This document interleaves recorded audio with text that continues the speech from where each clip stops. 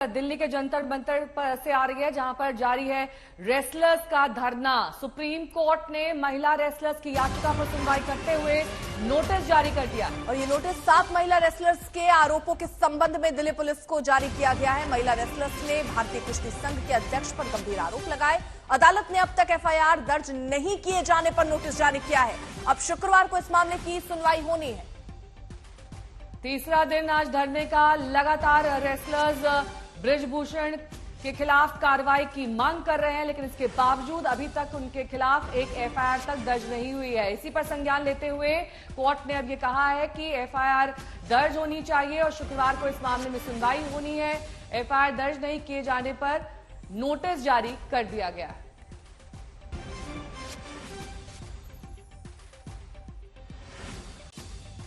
3 महीने बाद देश के सारे बड़े रेसलर्स एक बार फिर से जंतर मंतर पहुंच चुके हैं। उनको कहना है कि जो उनकी मांग थी उसको अभी भी पूरा नहीं किया गया है।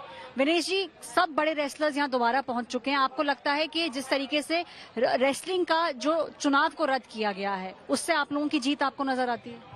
देखिए, चुनाव की लड़ाई नहीं चल रही यहाँ पे। चुनाव होंगे नहीं होंगे, कौन बनेगा, हमारी लड़ाई है कि हमने जो कंप्लेंट्स दिए, जो लड़कियों के साथ में हरासमेंट हुई है, उनको न्याय मिलना चाहिए। कई सारी महिलाएं हैं जो सामने आई हैं, लेकिन कई सारी हैं जो सामने नहीं आई हैं। क्या आपको लगता है कि ये जो जिस तरीके का सेक्सुअल हरासमेंट का जो केस है, इसके अंदर थोड़ी सी और स्पष्ट बातचीत होनी चाहिए? क्या आपको लगता है वो नहीं हो रहा है, सुनवाई नहीं हो रही है? देखिए, हमने स्पोर्ट्स मिनिस्टर ने जितना भी हमने बातचीत की, सब उनको बताया था, सब उनके सामने रखा था। फिर भी वो लोग अगर कुछ कार्रवाई करने को रेडी नहीं है तो फिर हमें लीगल तरीके से जाना पड़ेगा, हमें देश के उच्च न्यायालय में जाना पड़ेगा और वो हम सब कर रहे हैं। जो ओवरसाइट कमेटी थी उसके सामने जो बातचीत हुई, क्या उससे आप लोग खुश नहीं हैं? कई सारी जो महिलाएं हैं वो कह रही हैं कि हम सामने नहीं आना चाहते, तो वो सामने फिर किसके सामने आना चाहती हैं? क्या वो कमेटी के सामने अपनी बात रखना चाहती हैं? कमेटी के सामने 14 to 15 लड़कियों ने बयान दिए हैं और कमेटी। और इस खबर पर और ज्यादा जानकारी के साथ मेरे सहयोगी नितिन जुड़ गए हैं। नितिन, देखिए, कहीं ना कहीं मामला डेडलॉक की स्थिति पर है, लेकिन कोर्ट से अब थोड़ा बहुत राहत मिलती रेसलर्स को दिखाई दे रही है। कोर्ट ने अब दिल्ली पुलिस को नोटिस जारी किया है। अब तो एफआईआर दर्ज होगी, ये तय है?